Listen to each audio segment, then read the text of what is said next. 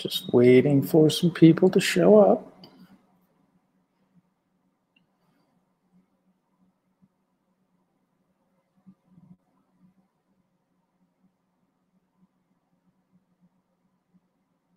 Oh, we got a few people popping in now.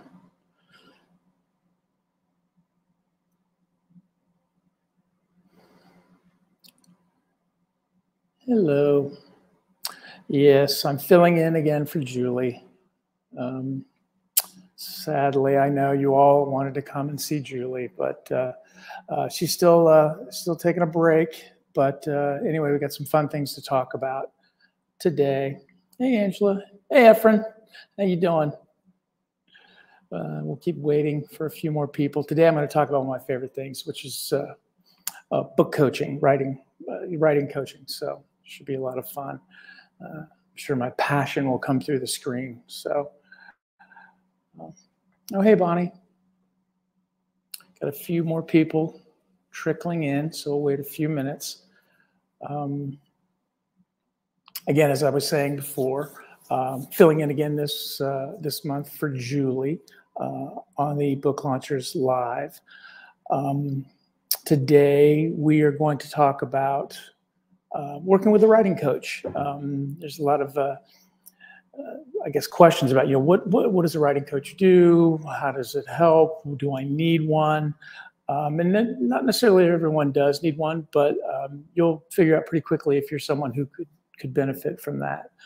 I'm going to go ahead and jump in, and then we, if at the end we'll have some questions. Obviously, as we always do, we're going to give away some prizes. We got the mugs, we have books, we have Julie's book, we have journals.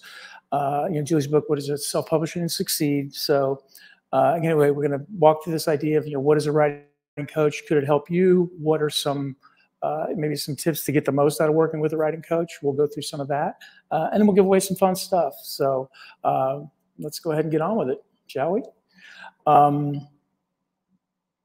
I think the first place to start is to mention that we are, I think, because it's hard to tell when you're in it, but I think we're in the golden age of the writing coach or the book coach. And there are a couple of different reasons for that.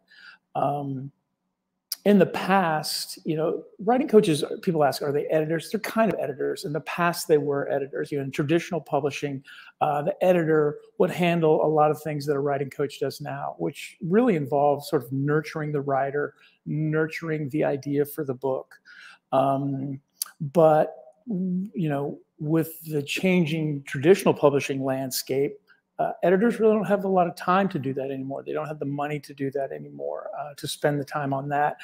We also, concurrently to that, had the rise of the self-publishing industry, where you're in charge of every facet of your author career, and that includes leveling up on your craft. And a lot of folks have found that they benefit greatly from working with a writing coach or a book coach. You'll hear those terms. They're kind of interchangeable: writing coach, book coach, story coach. But really what they're, like I said, the publishers, they don't really have time. Self-publishing, you got to build those resources yourself. And so we've started to see more and more writing coaches, book coaches out there. Typically, there's someone like me who has experience as a writer, but also has some abilities, to instruct people, to bring people along. So anyway, a lot of people are seeking out writing coaches to kind of help them navigate the writing of the book, and even sometimes parts later in the process of the publishing process. It just kind of depends on what the skill set is. So anyway, when you're working with a book launcher's writing coach, you're basically the writing coach for book launchers has two main tasks. One is to help you develop your manuscript. And that's another term you might have heard, like a developmental editor. Sometimes traditionally those would come in after the fact. A lot of times they were with fiction, but also with nonfiction. I have a draft, somebody's going to come in and help me develop it. As we've seen writing coaches, like I said, the rise of the writing coach, development has kind of started at the beginning of the process. And that's something we greatly believe in at Book Launchers is let's do the development early on. Let's, I'll get into more about what development is, but what is the book? about who's it for, nailing those kind of things. So, the writing coach has two tasks really at Book Launchers, which is to help you develop your manuscript, and then to help you complete a working, first draft, which is not the only draft, but it's a good working solid draft of your manuscript.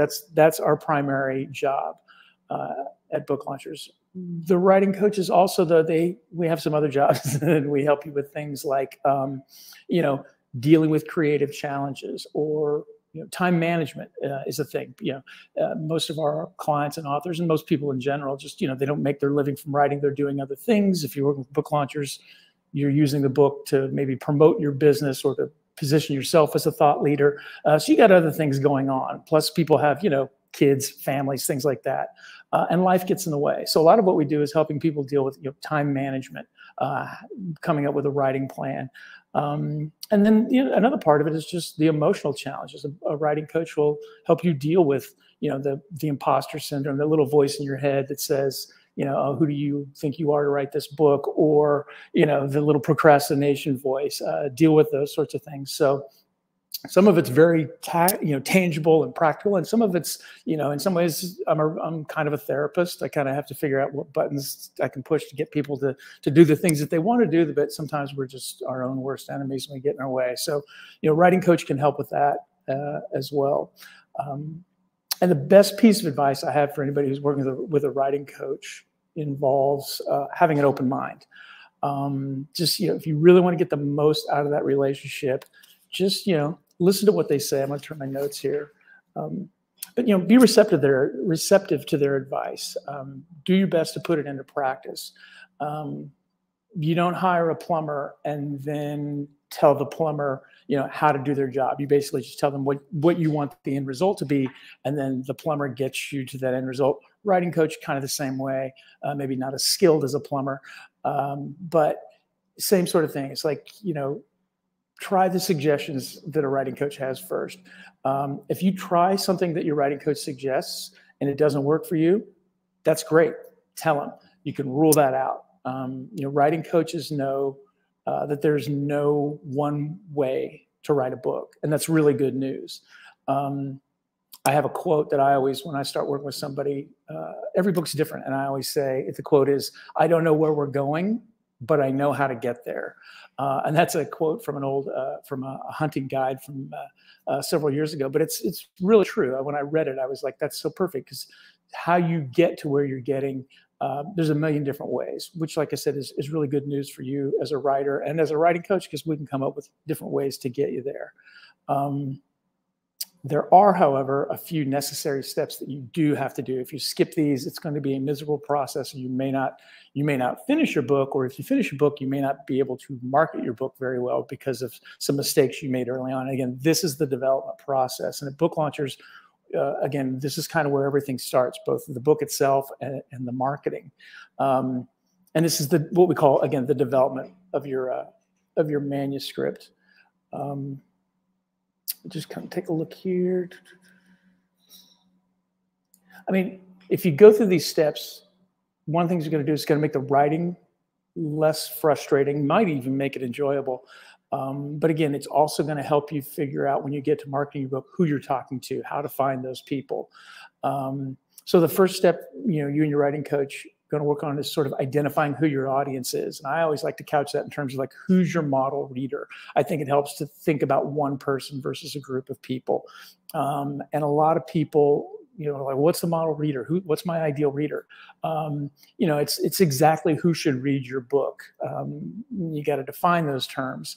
But once you have a clear picture of who that model reader is, it's easier to write a book that speaks directly to them. And your writing coach will sort of help you identify who is your model reader. And of course, your audience is made up of a bunch of your model readers, which is why once you nail who you're writing for and speaking to, it makes it easier to market. And let me give you an example of what I'm talking about. Say you're writing a book, and it's a nonfiction book, and it's a business book. It's targeted at helping women in the workforce who are getting sort of their initial experience with the challenges of management, of leading teams, of leading people. So a poor example in this case might be a working woman aged 25 to 50. Now, why is that a bad example of who your model reader is? Well, it's too vague. It's too broad. So a writing coach might work with you to sort of narrow that a little bit. So your model reader is a woman entering an executive management position for the first time. So we're getting a little closer. We're not talking to somebody who's been in management for a long time. We're less concerned about demographics in terms of age, more about psychographics. What's going through your model reader's mind as they're approaching this, because that helps you find that person who's having that question, and then when they see your book marketed to them, it clicks. So that's why it's really important to kind of nail this stuff down before you even start writing, and it's going to make it easier for you to write in a way that person like sees themselves on the page and connects with you as the author and goes, yes, this is the book. This is the book for me. And that's it. You've created a specific reader that you're talking to. They have a specific problem. You have a specific solution. And all of this is a process that your writing coach works with you to really narrow down and sharpen. And then, like I said, once you have one of that person nailed, then you have a market that you can talk to. Before we go any further, let's give something away. It's always fun. As always, we take the names of people who commented on our previous Book Launchers Live video, and we throw them in a randomizer, and then we pull them out of the randomizer, and then we have a lucky winner. And so I'm happy to announce that our first winner today is Bonnie Lester. So, hey, congratulations, Bonnie. Thank you for commenting on the video the day it was released. So, your name is pulled and you get a prize. Bonnie, you can reach out to Angela at team@booklaunchers.com, and she'll take care of you. She'll hook you up with the swag, the coffee mug or the journal or, whatever else, that we have to offer there. Julie's book, I think, is up for grabs. So, but anyway, congratulations to you, Bonnie. And, it's fun giving away stuff. I'm going to take a little sip. And if I'm going too fast, slow me down. I have a tendency to ramble on too quickly. So just comment in the chat, slow down. So anyway, you've nailed down with your writing coach who your model reader is, right? And so now you kind of need to work with your writing coach. They can help you nail down your root message of your book. I call it the root message because everything else sort of grows out of that, blossoms out of that. This is also people talk about it. It's your core message, or it's the promise that you're making. Basically, it's like they have a problem. Your model reader has a problem, and you have a solution. You have an important message for them that no one else is telling them. That you're the best person to tell them. All that stuff goes into what we call a hook, and your writing coach works with you to develop that hook. That's like a sentence, maybe two. It's a quick way that says, this is what your book is about, and this is who it's for. So it helps you sort of as like a North Star to keep you going in the right direction as you're writing your book, and also points to the right market when you go to market your book. Tells you who is this book for. So when somebody's going to ask you at some point, what's your book about? And you can ramble on, or you can just go to your hook and go, this is my book about this, and it's for these people. And it's usually written and crafted in an engaging way with a little bit of again, the idea is that it hooks the reader, the ideal reader, the model reader, that makes them want to pick up that book and go through it, because the information in there is something they just have to have at that point in their life. Let's see, I can't stress this enough. Just take the time to get this right. Who you're talking to, your audience and your hook. Take the time to really get that sharp and as on point as it can be, because from that point on, you're going to go into the writing and later the marketing, and it's the thing that's going to guide you. It's the bumpers at the bowling alley that keeps you in the lane. People try to skip it, and I just always tell them, don't. You really have to. You got to do these things. And once you nail those, though, then you're at the point where, okay, now I'm ready to write my book. I know what I'm going to write in a broad sense, and I know who I'm writing it for in a really relatively specific sense. writing a book comes down to really two questions. What is it you want to say? And then how do you want to say it once you've said it? So your writing coach is going to work with you on those parts as well. The first part of that is, again, what do I want to say? To break it down even further, what do I want to say? There's really two parts to that. Your writing coach will work with you to craft an outline. Now, don't get weirded out when I say outline. It doesn't have to be real detailed or specific. It can be if you want it. But it's really just sort of, these are my teaching points. These are the things that I want to get across. And so before you start writing them, before you start writing on the page, it's a way to organize your thoughts, make sure you've got everything down that you want to say. It's hard to write and think about what you want to say at the same time. So this is a process for just going, do these ideas connect? Is there a flow? Is there a structure? Things are going to change, but it really gives you a place to kind of start and go, have I made a point about everything that I want to make sure I say in this book? So again, we're just capturing what is it you want to say. And your writing coach helps you do that. And it's a chapter by chapter outline is usually the best way to do it. It's your roadmap for your writing. You got the main points of each chapter. You can make sure that you're saying what you want to say, that you haven't missed anything, that maybe you want to add something. You're going to have ideas later as you're writing. Put them in your outline. Write them down because you'll forget them. And your writing coach, again, is going to help you craft that outline. Again, it seems overwhelming at first. You probably just start with a list of ideas, and then you and your writing coach will kind of shape, well, this would go here. Well, they got to know this first, so we'll move this piece down. Just that sort of process. Same thing with the outline. A lot of people want to skip it. Don't. It's going to save you in those times when you want to sit down and write, but you're not sure what to write. Just go to your outline. What's the next thing on the list? Okay, I'll write about that. All this seems like it's work at the beginning. Like, why can't I just jump into writing? It's work that's going to save you time on the back end, a lot of time, much more time than it takes to actually put this together. And I'm starting to see some good questions up here. Angela will be collecting those, and we'll have a Q&A session at the end. Yeah, so when you've got an outline, it just makes your life easier. Then we come to the second part of your what do I want to say, what we call the what. And that's what I like to call the dirty draft. And no, it doesn't have cuss words. It's a real messy draft. It's basically you taking that outline and just writing everything and putting it on the page, following your outline. So you still have some semblance of structure. But your writing coach can help you this is where you start to get more into the time management stuff, the emotional challenges, and the creative challenges as well. How do I want to approach this?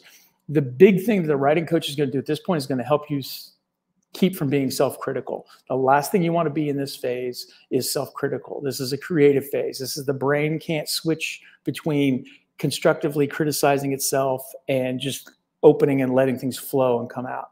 This is the flow and come out phase. And your writing coach is great for reminding you that, because we all have the desire to go, oh, I want to edit this now. I want to fix this now. You can do those things, but it's just going to take forever because again, the brain has to switch between two modes. It's better to just kind of, in the first dirty draft, just get everything out. Just follow your outline, get everything out. And your writing coach will, again, like I said, the guardrails kind of keep you focused on that, reminding you, well, you went back and rewrote that chapter 3 times, and then, let's go ahead and move ahead, that kind of thing. And again, you're going to beat yourself up because you wanted to write a chapter a week. I don't know. Everybody wants to write a chapter a week. I don't know. Your book coach is going to be there to remind you that, a week is an arbitrary construct of time, and chapters vary in length. So let's just focus on maybe a word count. The writing coach is going to come up with a writing plan for you that works for you. When do you have time to write? Are you a morning person? Are you an evening person? Okay, well, maybe try doing it this way, or maybe try writing this time of day. Maybe you're a person who would be better for dictating. Let's look at some ways you can dictate your first draft and then go back and revise it. Again, there is no one way to write a book, and a good writing coach will have several methods, hopefully be able to find one that works for you with your lifestyle, with everything you have going on. And the biggest thing that a writing coach does in this phase is definitely, the time management and the insecurities, because everybody has them. I have them. I've written several books, nonfiction and fiction, and I still have those days when I sit down and either A, got nothing to say, or B, am like, who do you think you are? Just, go do something else.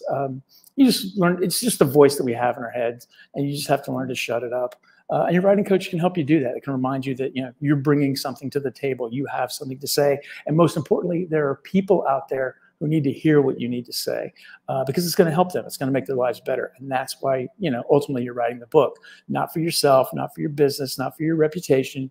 You're writing books to help people improve their daily lives. And that's one of the things that the writing coach will constantly remind you of. Remember the end game. Remember why you're doing this. So anyway, you write your first draft, your dirty draft. You got your words, you got all your ideas. Think of it as like all the clay on the table. This, some stuff may go away, new stuff may be added, but it's all there. You're not thinking, what else do I want to say at this point? At this point, you're ready to move into, how do I want to say what I want to say? But before we get to that, we're going to give away some more stuff. Let's see. Who is my next winner? There it is. Okay. The second winner today is Marsha. Is it Alec? Marsha Alec.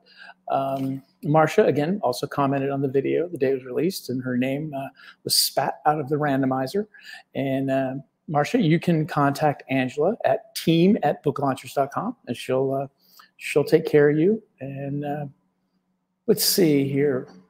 Congratulations again to you, Marsha. We've got, just so you know, we got one more prize to give away near the end. So stick around, don't go away. It won't be based on comments on the video being posted, though. It'll be based upon comments in the live comments today. So go ahead, and I hope you stick around. You might win something, and you might learn something, because now we're at the point where you're finished with the what do I want to say, and you're at the how do I say it? Again, this is where you're moving from what I call the dirty draft to what most people call a rough draft, which is to say, it's a semblance, a reasonable semblance of the final manuscript. I mean, things are still going to change. It's still going to be a complete mess, but it's going to be, you'll see the shape of what your book is by the time you get to a rough draft. But I want to make a point here, and this is something that you will only get from a writing coach unless you're thinking about it.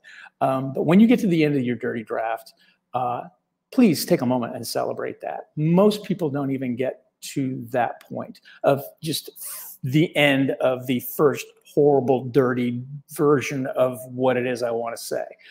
Most people don't even get that far. So, if you're a drinker, have a drink. If you like to go out and have dinner, or maybe just go take a walk, or just treat yourself in some way. Celebrate in some small way, because it is a very important milestone. And as a writing coach, that's one of the things I'm always telling people is, congratulations, nicely done. You did it. You made it this far. Most people don't. And now you're going to go to the next phase. Most people don't finish that. But I'm your writing coach. I'm going to make sure you do. And that next phase is, again, how do I want to say it? It's the rough draft. You've got everything you want to say on paper.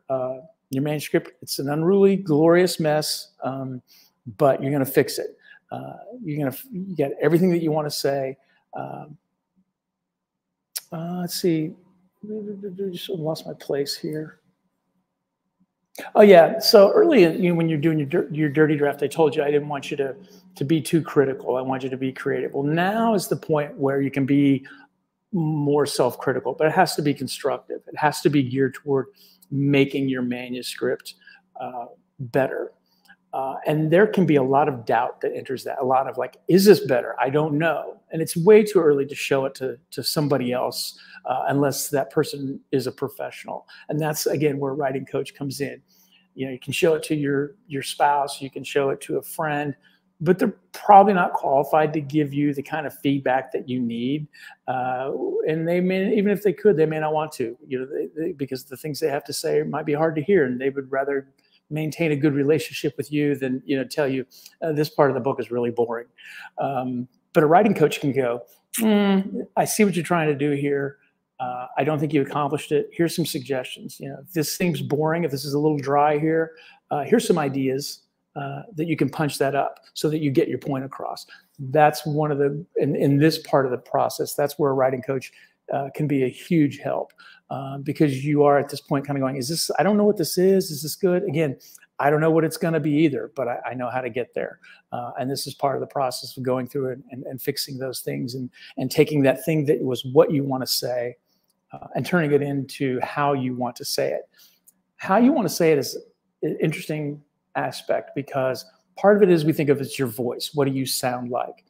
But another key part of that is, what does your model reader sound like? They have to pick up that page and pick up that book, and in the first page, they have to see themselves in that book, or else they're not going to finish that book. When I say see themselves, you know, it's language that they use. It's definitely the problem that they have. And hopefully at that point, you've kind of established it through your marketing to them. Like, oh, this book might be about solving the problem that I have, whether it's, you know, self-development or, you know, my financial advice, or even like a memoir, something like that. You know, we learn things from other people's stories. And so a lot of people will gravitate toward memoir to go, I'm having trouble, you know, raising my child. Oh, here's a memoir about somebody who raised a difficult child.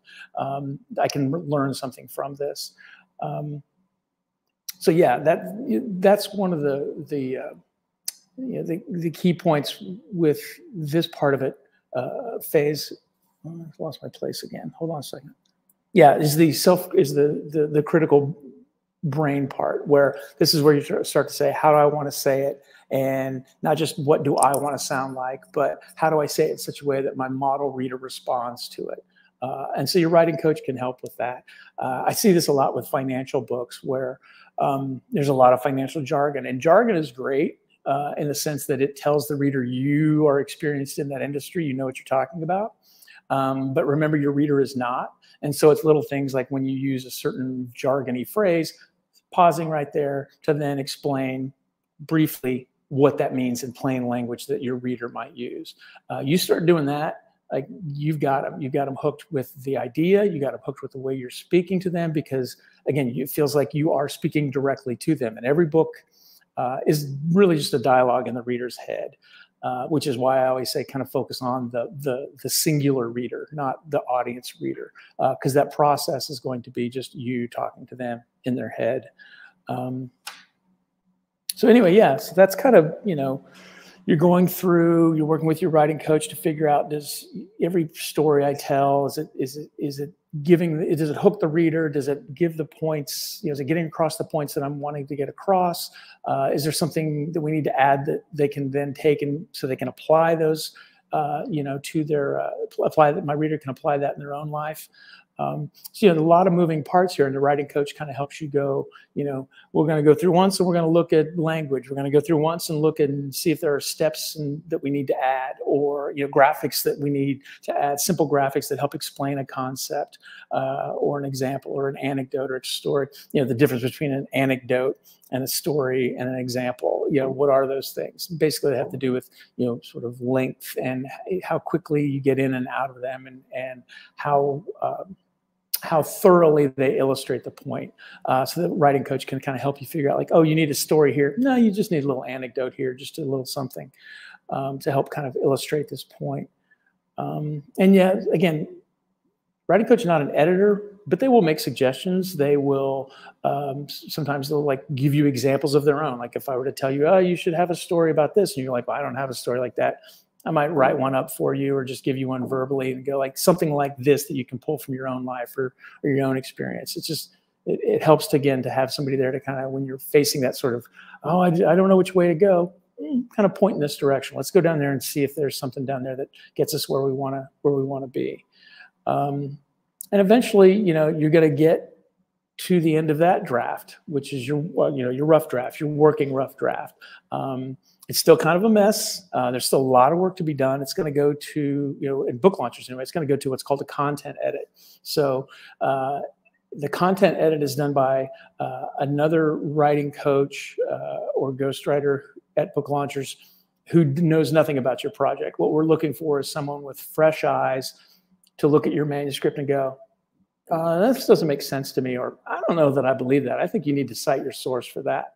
Or, or this was great. Can you tell me more? Can you add more to this section? Or, it would be helpful here.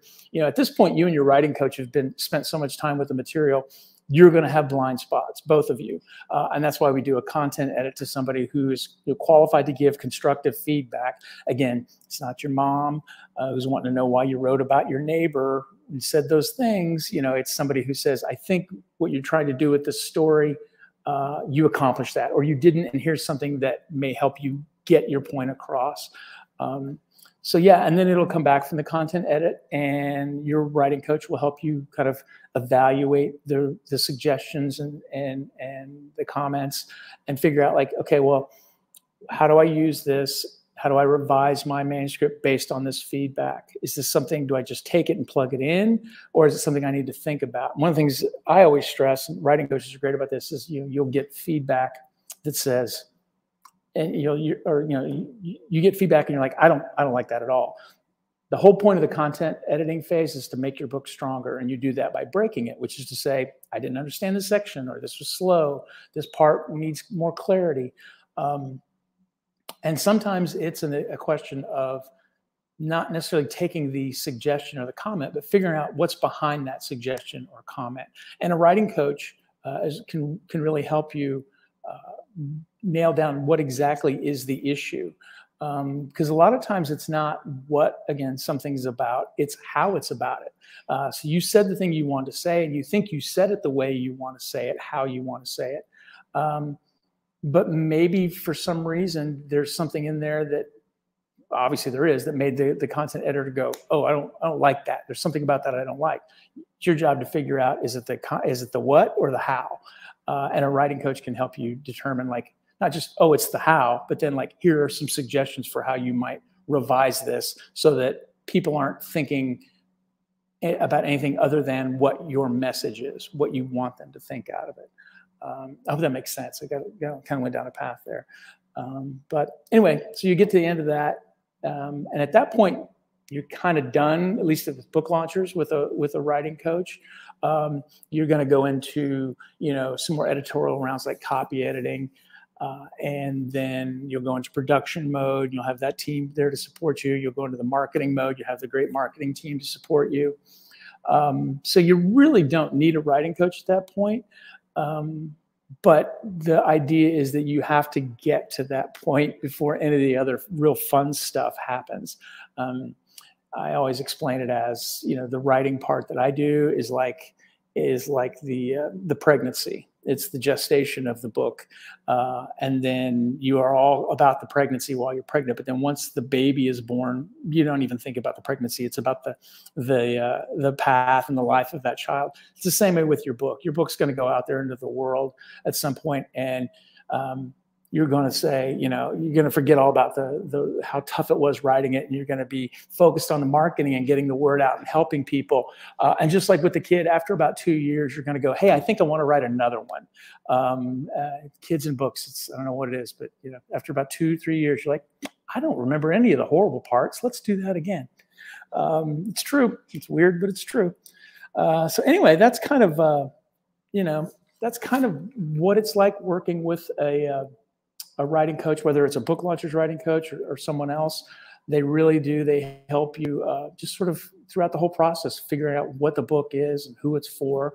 And then, like any good coach, sort of maximizing your abilities. I've coached some sports in my life, and it's amazing to me how similar it is to keep teaching a kid how to hit a baseball or throw a baseball, and then how similar it is to just getting someone to write the best, chapter they can write on a subject that they know very well.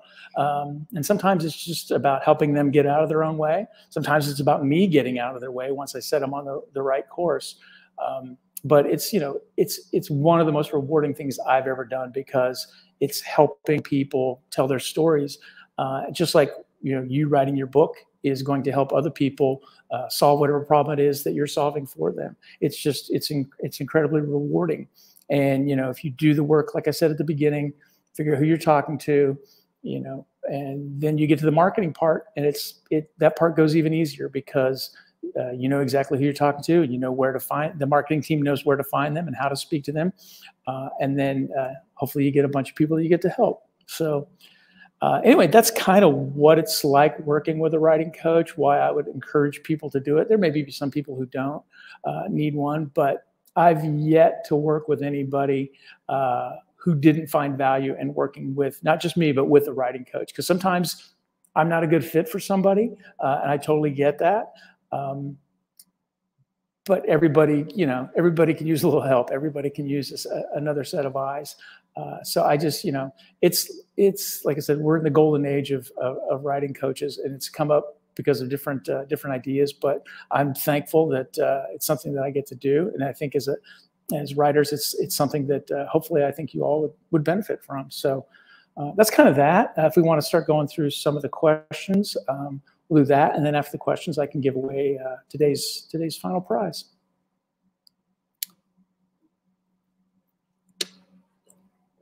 All right.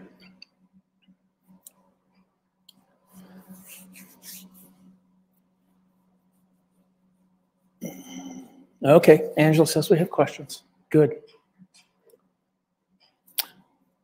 Oh, thanks, Mike.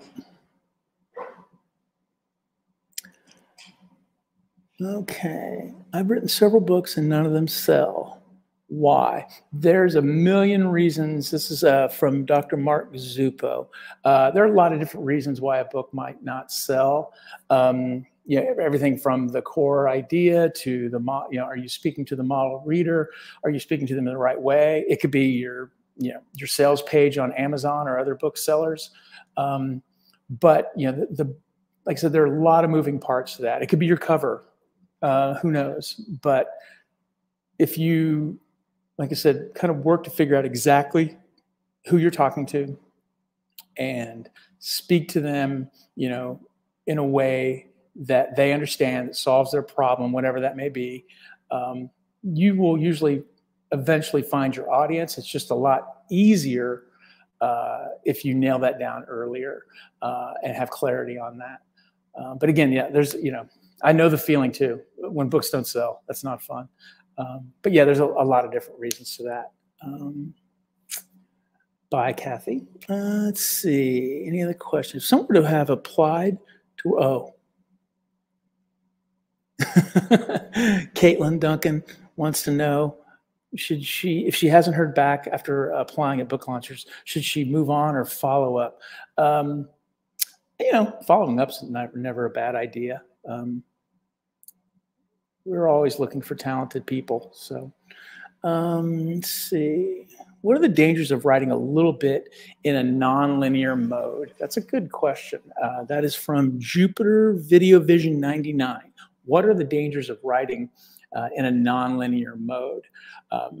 There are I'm assuming what you mean by a nonlinear mode is like jumping around. Like I'm going to do chapter 2 and then chapter 7. You know, if that's what you mean, there's nothing wrong with that, especially have an outline, because then you really won't get lost.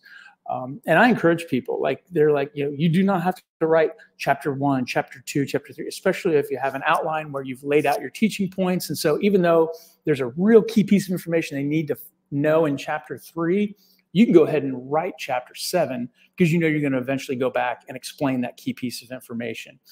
So I always tell people, you know, it's the Marie Kondo or whatever, what chapter gives you joy? What are you most excited about? What do you want to talk about right now? Go ahead and jump into that. Because that's, you know, that's one of the things that ways we procrastinate is I don't know what to say. I don't know which chapter to write. It's like, well, pick one and do that. And if you start on that one, sometimes it'll be like, no, I really want to work on the other one. That's what, you know, that's how we trick ourselves and tell ourselves these things. So if that's what you mean by nonlinear, as long as you have an outline, I'm all for it. It's really tough to hold it all in your head if you don't have an outline. But even then, it's tough to write sequentially A through Z without an outline. I know some people are pantsers, as they say, and it can be done. In my experience, it takes a lot longer that way. But, you know, again, there's no one way to write a book. And if it works for you, stick with it, man. Let's see. Any other questions?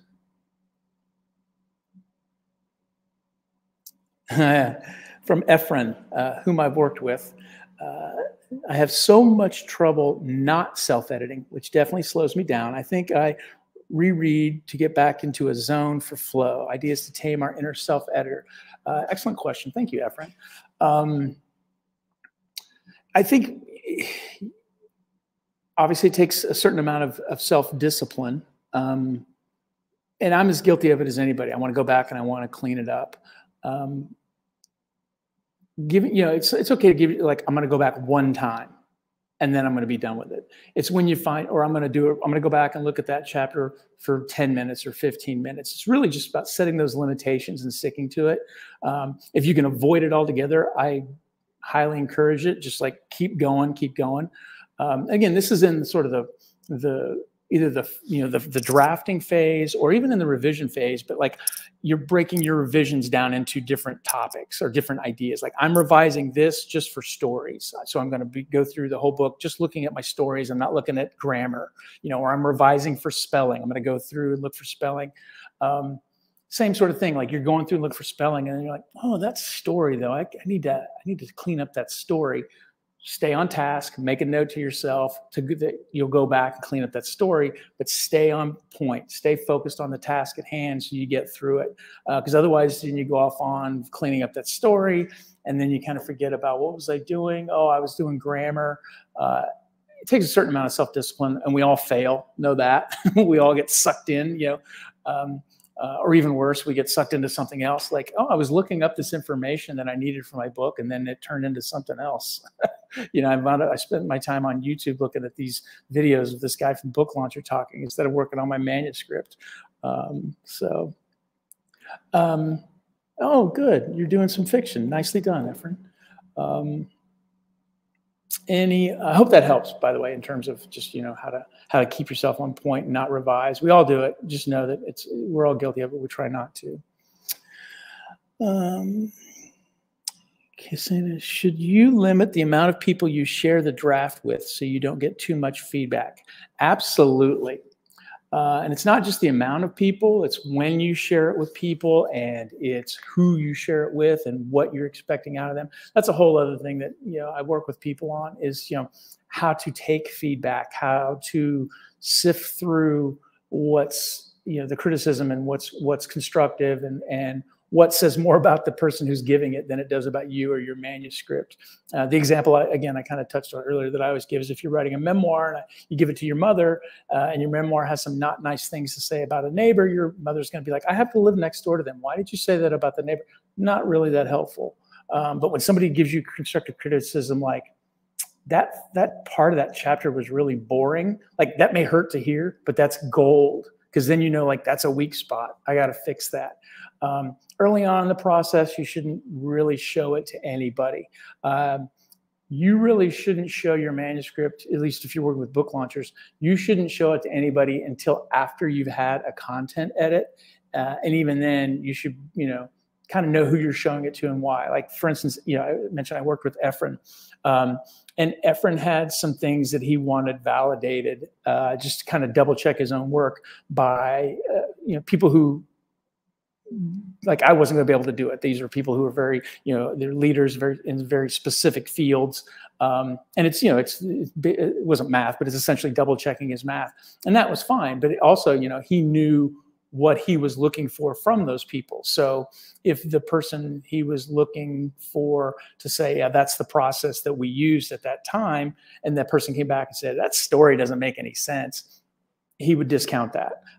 But if the person came back and said, that's not the process we used at the time, if you remember it was this, then it's like, okay, yeah, you corrected my memory. We get things wrong. I can fix that part of the book. So even then, when he was showing it to people, he had very specific goals in mind with what he wanted from their feedback. Let's see. I find dialogue in nonfiction makes my chapters too long. This is from Liz Clark, by the way. Reader attention spans are short. Yes, they are. Advice about how to balance the material that grabs the attention versus the meat of your expertise. I love dialogue, and I would argue that Dialogue actually is easier and quicker for people to read. It puts them in a scene. That's one of the things I'm always pushing for is, using fiction techniques and nonfiction, especially in memoir, but it works great in even in prescriptive, like self-improvement or whatever. When you're telling stories and giving scenes, especially, dialogue tends to keep things moving. There's a certain art to dialogue. Normally with nonfiction, you're kind of drawing upon memory. If you're creating a hypothetical, it's a little tougher. Dialogue is tough in the sense to write, in the sense that you really have to make sure you're moving this particular story forward while making it seem natural and casual. That's why it's so hard to do in fiction. Normally in nonfiction, we're drawing from something in our experience. And it's kind of ballpark. That's what they said, because you didn't have a tape recorder at the time. I think in terms of, Liz, your question also kind of relates to how long should a chapter be? I get that question a lot. And the deeply unsatisfying answer is a chapter is as long as it needs to be. Because there are ways to break up a chapter with subheads, and, Cassie and her team, they do great things with layout, and they can, break out sections and do shadings. And I'm not telling the plumber how to fix my plumbing. Cassie's got a whole tool bag for taking these pieces of information and drawing your attention to them and breaking it up and using white space. So it doesn't feel like that long of a chapter. One of the things that I always push for is, depending on what the book is about, or is what I call potato chip length chapters. And again, I didn't come up with that. I stole that from somebody. I can't remember who. But the idea is it's about 1,500 to 2,000 words. It's like a bag of potato chips. Okay, I'll have one more. I'll have one more. So the idea is the person's in bed at night reading your book, and they're like, "Oh, it's getting late. Oh, the next chapter's only like 50. Oh, I'll just read one more chapter." Like that's the optimal length. But it could also be, well, it's a 5,000 word chapter, but around the 1,700 word, there's a break. There's a subhead because you're introducing a new idea for that chapter. That's fine too, because then the person can go, put my bookmark there, go to sleep. So the chapters can really, they can vary in length. They should vary in length. Nobody wants to be the same, but in terms of moving the reader through quicker, it's really about design and white space and like I said, subheads, things like that. Because again, we used to get that question a lot too with the beginning of the internet. That's how old I am. How long should this blog post be? Because we've got unlimited space. Before we had only so many pages we could do, or for our newsletter. Now we've got a blog. How long should it be? It's like, as long as it's engaging, that's fine. It's when you're not engaging, when the person's not getting any value. And that's why it's so important to know who you're talking to and what they need to know and how they say things, because that's what creates that sort of like attention and engagement. Let's see. You're welcome, Liz. Any other questions? All right, so I think it's probably time to give away our last prize, but I want to go look. We normally do like it's related to the date. Can we go, let's look here. Okay, Cassie's thank you, sir comment. Today is the 7th. Can we go to the comment that's the 7th previous to that? Yes, I know. It's making things difficult, but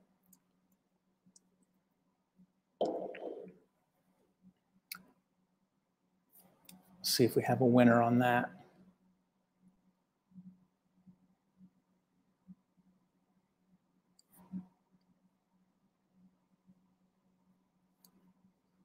Waiting.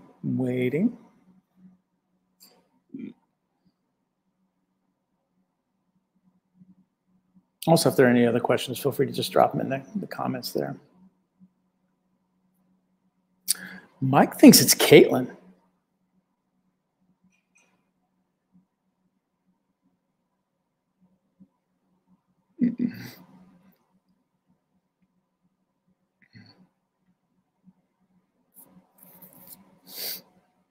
Yay.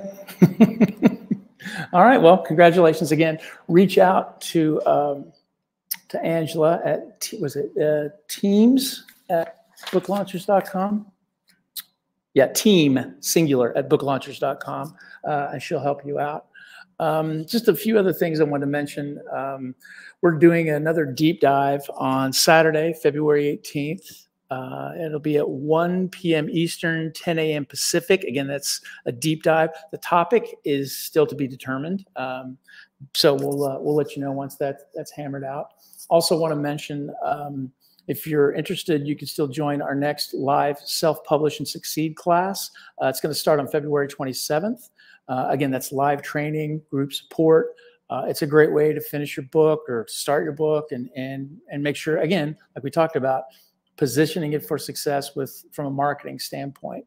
So anyway, it's a live online workshop that again starts on February 27th. You can find out more details at selfpublishandsucceed.com/live class.